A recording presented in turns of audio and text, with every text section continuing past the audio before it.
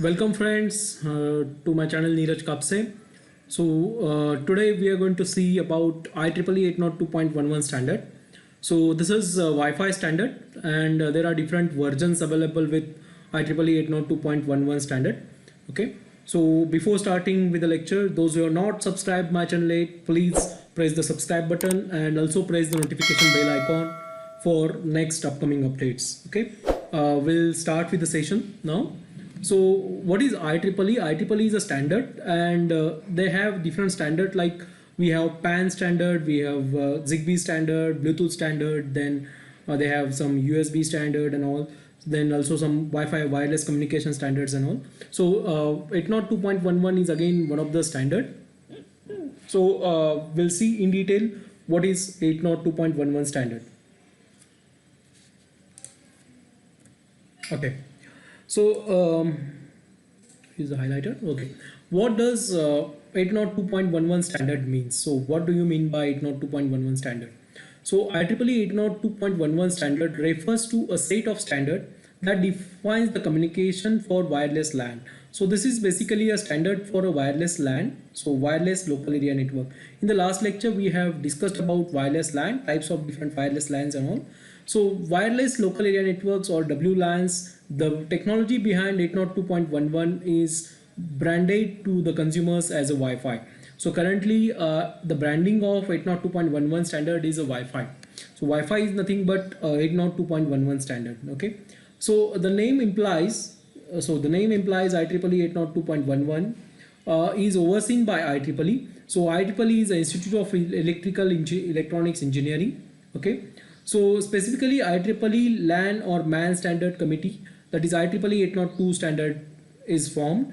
The current version of IEEE, latest version of IEEE version is IEEE 802.11 2007. So the latest version of this is IEEE 802.11 2007. Okay. So again IEEE 802.11 standard, popularly known as a Wi-Fi standard. So name of this is branding as Wi-Fi. So the IEEE 802.11 standard is branding as a Wi-Fi and lays down the architecture and the specification of wireless LAN. So it follows all the specifications of wireless LAN, so WLANs only. Okay, so Wi-Fi or WLAN uses high frequency radio waves. So it runs with high frequency radio waves. So there are two frequency bands available for a Wi-Fi.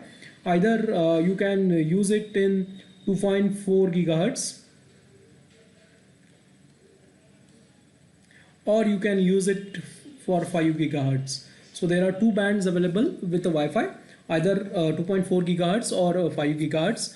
So you can use it. So these radio waves instead of cables for connecting devices in a LAN. So cables are replaced through a radio waves, and this is a cable free or cable free connection. Okay, users connected to WLANs can move within the area of the network. So the limitation of a cable is we need to stick with the same location, so that the cable, we need to move with the cable. But in case of a wireless LAN or in case of Wi-Fi, so you can move within that particular vicinity. So this is a major advantage, that you can move around within an area of a network coverage. So within a vicinity you can move around within an area of a network coverage. So this is the advantage of this Wi-Fi. So this is the standard, and this is a set of rules defined for connection and for everything. So that's why it is named as a standard. Okay. So this is architectural block diagram. So this is a very important diagram of IEEE 802.11 standard.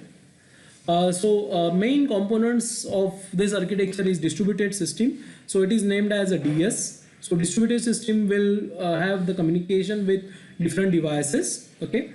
Then we have AP stands for here access points. So this is again access point, this is again access point. STS stands for stations. So these are the end stations.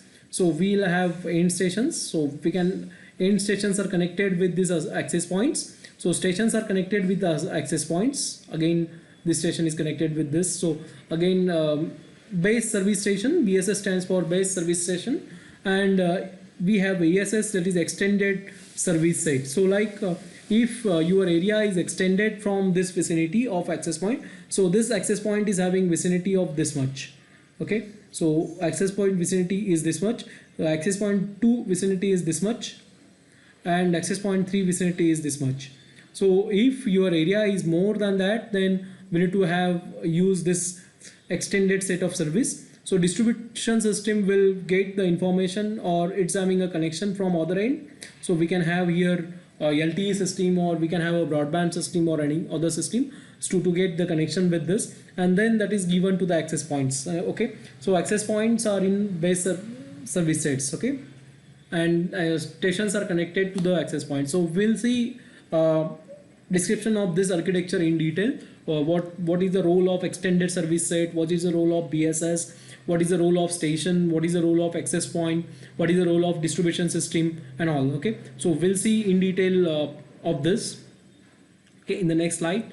So what is a station? Okay, these are the components of architecture IEEE 802.11 standard. So first component is the station. So station, so it is named as a STA again. Station comprises of all the devices and equipments that are connected to the wireless LAN. So these are all the equipments and all the devices, those who are connected to the wireless LAN. This is known as a station. A station can be of two types. So a station can be of two types. One is wireless access point, also known as a WAP. So it is an access point, and second is a client. So there are two types of stations available. One is a client and another is a wireless access point.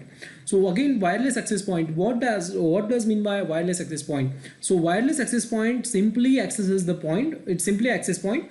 It is also known as a wireless access point, or we can call it as an access point. It generally the wireless routers. So these are the wireless routers that forms the base stations or the accesses. So it provides the base station or accesses. Okay. Clients. So clients are the workstations or a computers or a laptops or a printers or a smartphones. So clients are nothing but many things, like we can have workstations or a computers or just desktops or laptops, printers or a smartphones. So stations are of two types. One is wireless access point and second is a client. Each station has a wireless network interface controller. So this is very important line. Each station, so either the station is a client or either the station is a WAP, that is wireless access point, has the wireless network interface controller. So it has to be a wireless network interface controller. So it has to start connection, end connection, and everything about decision about the connection, security checking and everything that has to be done with the client as well as wireless access point. So it has to be there with each stations, like wireless network interface controller. Okay, next thing we'll see, next is BSS. So here BSS stands for basic service set. Okay, BSS is a basic service set. So a basic service set is a group of stations. So it is a group of stations. So stations are connected. So just we have seen here a group of stations. So these 1, 2, 3 stations are connected with basic service set. 1, 2, 3 stations connected with the basic service set. 1, 2, 3 stations are connected with this basic service set. So it is a group of stations and communication with the physical layer. So it runs with the physical layer of a networking.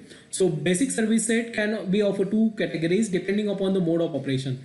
Again, based on the mode of operation, the basic service sets are of two types. One is a infrastructure basic service set. So one type is infrastructure basic service set or independent basic service set. So there are two types of basic service sets. Okay, infrastructure service basic service set and independent basic service set. Here the device communicate with each other through the access point. In the infrastructure basic service set, devices are communicate with each other through the access point. And in independent service sets, these are the peer-to-peer communication. So one-to-one communication is there, or it's an ad hoc manner. So ad hoc network is independent basic service set. It uses independent basic service set. So in the independent basic service set, the devices communicate in the form of peer-to-peer basics or ad hoc manner. Okay. Then third type is extended service set. So another extended service set is above that of that BSS. So this is a group of BSS. It is a all set of BSS that is connected. Okay, so it is an extended service set. All the set of BSS is connected. Then a distribution system. So DS, we call it as a distribution system. DS, it connects all the access points in the ESS. So it connects all the access points like this. So we have access point 1, access point 2 and access point 3. So these access points are connected with distribution system, and the input for the distribution system is either a LAN or a fiber optic, or we can have a network like 3G, 2G, 4G, 5G networks like that. Okay. All right. So this is about architectural diagram of this. So architecture of 802.11 standard. So we have just now discussed this thing. All right. Okay. We'll move forward. Then here it is a frame format for IEEE 802.11. So what is the frame? Like how IEEE 802.11 standard transmits and receives the information. So it is having a basic frame structure. So this frame structure looks like this. So we'll start with all the segments of this frame structure. So we'll start with LSB. So it's having 4 bytes of check sequences. So it's having a parity check sequence or either error check sequence available. So it's of 4 bytes. Then 0 to 2312 bytes of data. So data is present here. So data size is of 0 to 2312 bytes. Again, there is a sequence available with 2 bytes. So how your data is to be sequenced. So this is about a sequence. Then we have 6 bytes of address 3. So we have 3 addresses, 6 bytes of address 1, 6 bytes of address 2, and 6 bytes of address 3. So these addresses are there. Like we have address 1, address 2, and address 3. So each address is of 6 bytes. Then we have 2 bytes of a duration. So 2 bytes of a duration is there. Then we have again 2 bytes of a frame control. So it's a starting bit, 2 bytes of a frame control is available here. So in all together we have in the frame format we have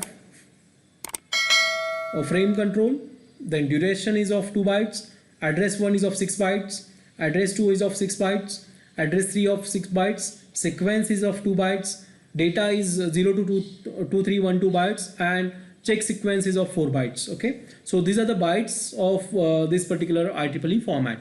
So we'll see in detail what is there in a frame control, what is there in a duration, and what is there in address, sequence, and data and check sequence. Okay, so we'll see in detail that thing. So frame control. So first thing is a frame control.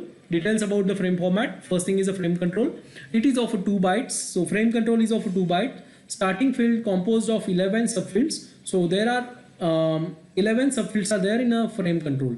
Okay, there are 11 subfields. It contains the control information of the frame. So frame control contains the control information of the frame. Okay, so it like how your data is to be transmitted and received, that is to be controlled through a frame control.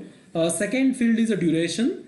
Okay, so duration is of 2 bytes. Just we have seen duration is of a 2 byte field. Specifies the time period for which the frame or its acknowledgement occupy the channel. So there are different channels for a Wi-Fi.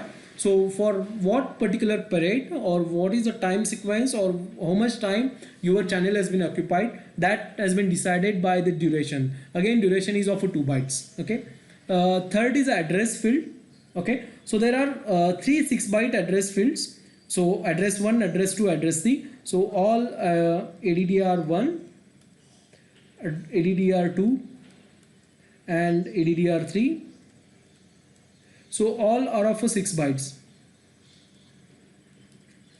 Okay. So there are 3 6-byte address fields. So there are 3 6-byte address field containing the address of source. So there is a source address, intermediate destination address, and a final endpoint respective address. So like if you have the hopping, like you have station here, station 2 and station 3, and your data is to be transmitted from A to C suppose, and B is the intermediate station, then address of A, address of B, and address of C, all things are there, like address of source, address of intermediate destination, and address of the final endpoint respectively. So these are available in address 1, address 2, address 3. So in all together there is a 18 bytes address field. Okay, in all together there is 18 bytes of address field. So this is about address field. Okay, then next we have a sequence there. So this sequence is of a 2 bytes field. So sequence is of a 2 bytes field that stores the frame number. So sequence stores the frame number and data. So data is your information. So this is a variable sized field. So as it is your information, this is information can be of any type. So it's a variable size field that carries the data from upper layers. So that carries the data from upper layers, and maximum size of a data field is 2312 bytes. So maximum size is 2312. So it can start with 0 to 2312 bytes. Okay, so it's a range of a data field. So like 0 to 2312 bytes, sorry. Then last is the check sequence. So check sequence is the error check or error detection or parity checking.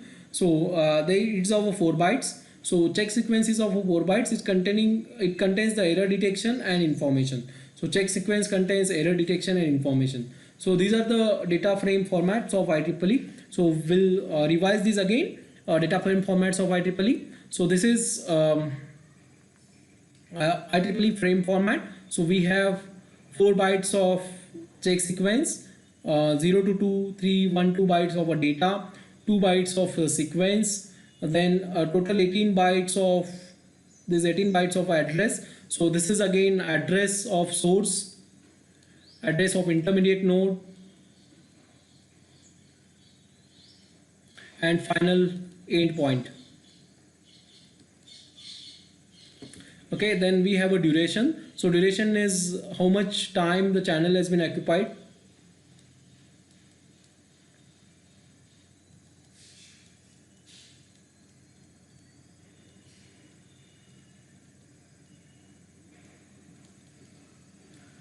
Okay, then we have a frame control like source and destination has been controlled. Source like TX, RX has been controlled through a frame control. Again, the frame control is of 2 bytes. Duration is of 2 bytes. So it duration gives you how much time your channel get occupied. So while transmission, what is the amount of time the channel gets occupied, that has been decided by your duration. Okay, and there are 3 addresses of each of 6 bytes. So first address is of a source, second address is of intermediate address of a node like hopping is there, and third is a final endpoint address. So there are total 18 bytes, 2 bytes of a sequence, and 0 to 2312 bytes of a data, and 4 bytes of a check sequences. Okay, so this is about IEEE frame format.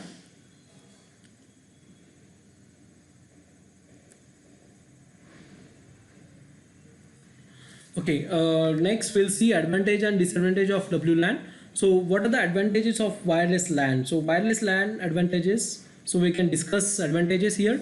So advantage, they provides the clutter-free homes, offices and network places. So no wiring is required.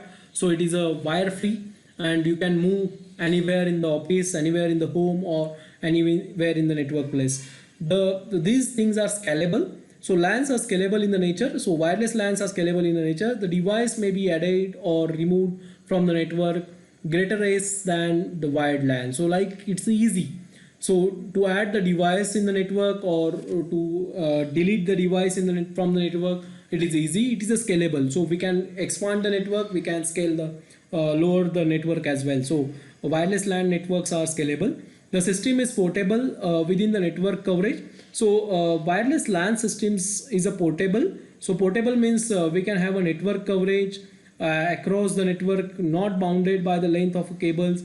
So there is no length of cable required. So again, it is a scalable and it is a portable one.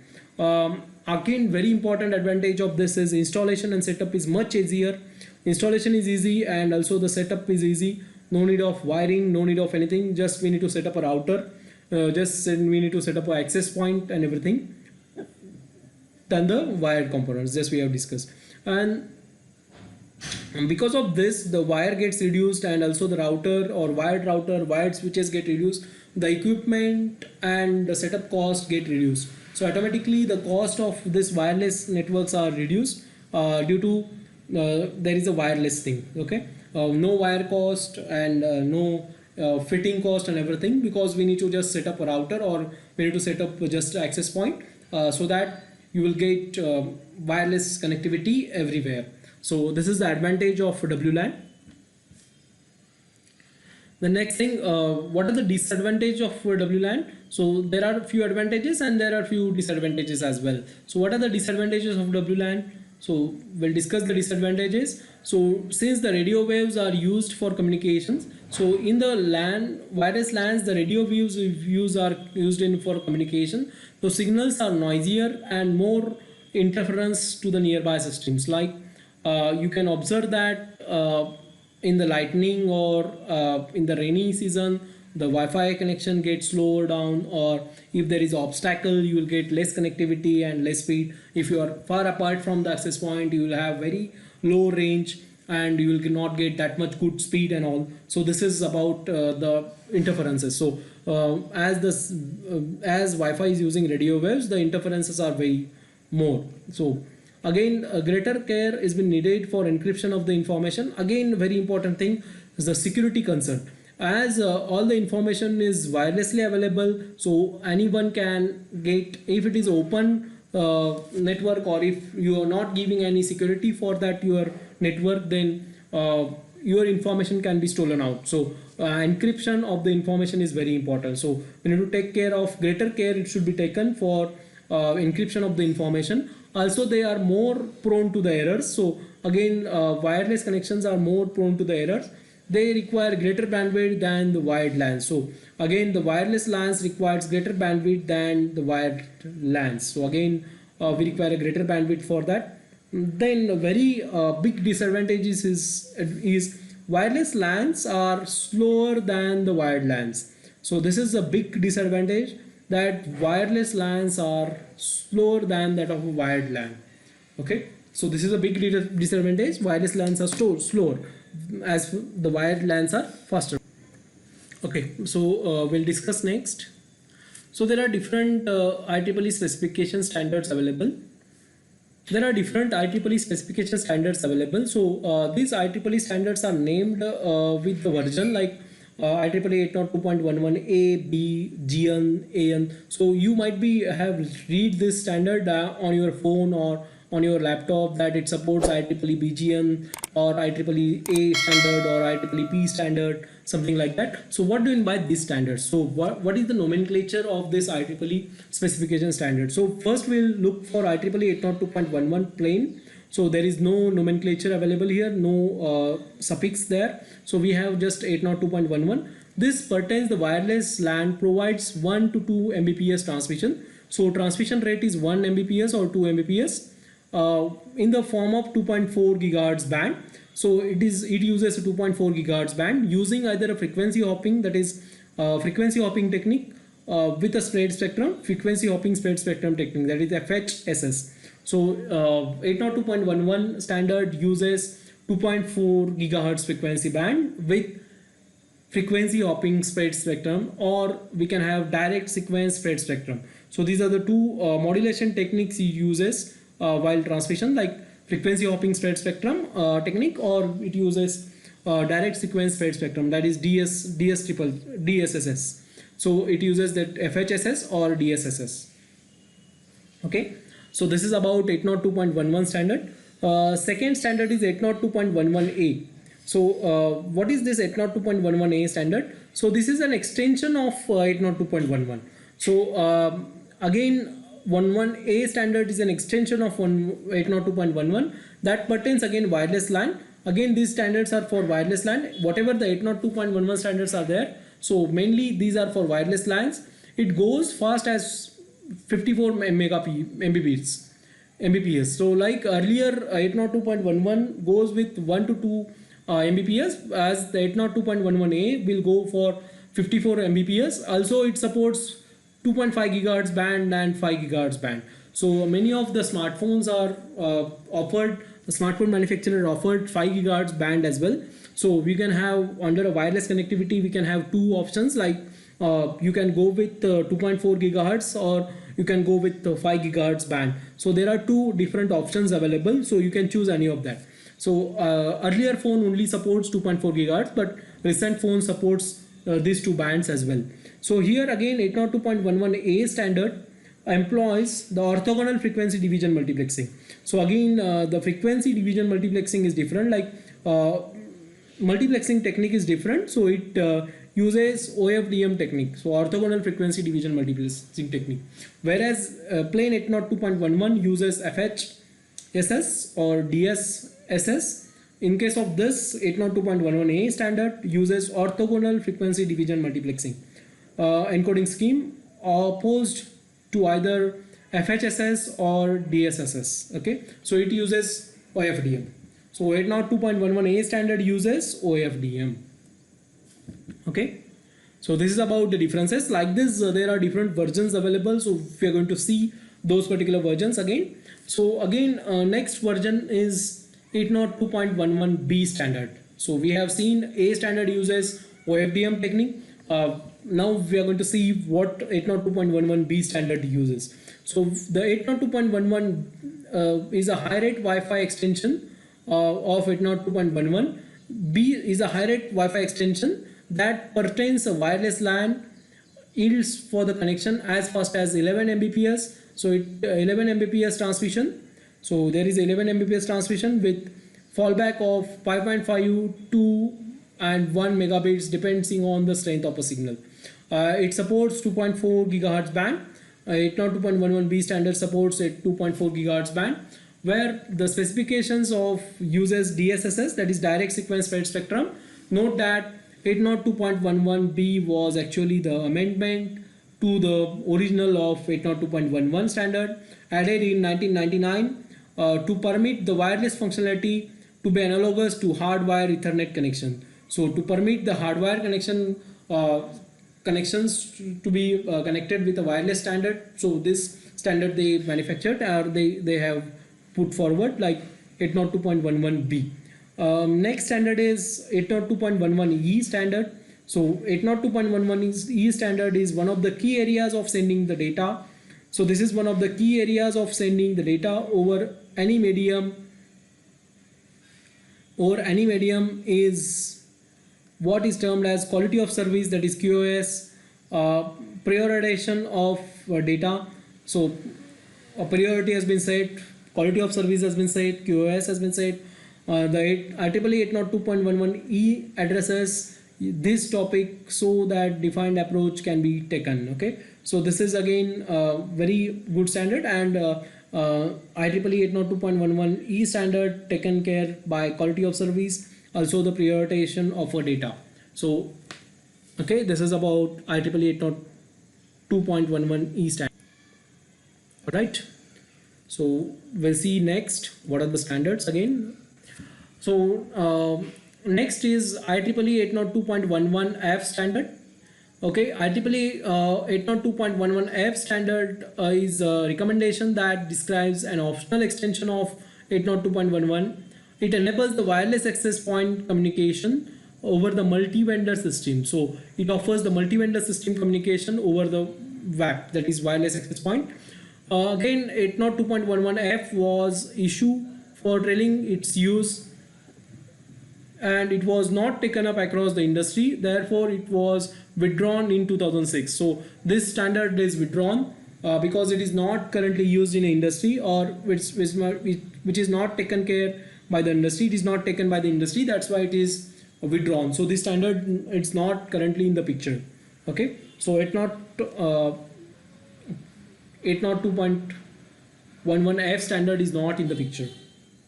Next is 802.11g standard.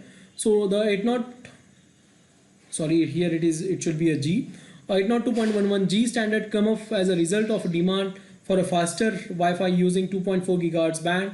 802.11g utilizes OFDM technology. Again, it uses orthogonal frequency multiple access technology. With enables with 54 megabits per second as a raw data transfer. So data rate is faster in IEEE 802.11g standard. Okay. Next is IEEE 802.11h standard. Okay.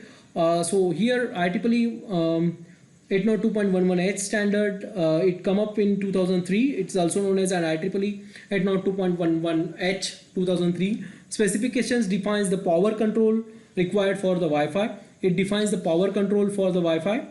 Okay. Also, it governs the spectrum and transmit power management extension. It also governs the spectrum transmit power management extension. Also addresses issued including the permissible interference with satellites and radar that also uses 5 gigahertz ISM band. 802.11h standard uses 5 gigahertz ISM band. The standard originally provided the dynamic frequency selection. It's having very good facility of DSM, DFS, that is dynamic frequency selection. Transmit power control, it can control the transmission power control. The 802.11a physical layer, but also has been integrated with IEEE 802.11 2000 standard as well. So it can be integrated with both the standards. Okay, so like this there are different versions, so we can study those versions afterwards. Okay, so for today's lecture we'll stop here. Again, those who are not subscribed my channel 8, please press the subscribe button. Also press the notification bell icon for next upcoming updates and next upcoming videos. Thank you for listening. Thank you.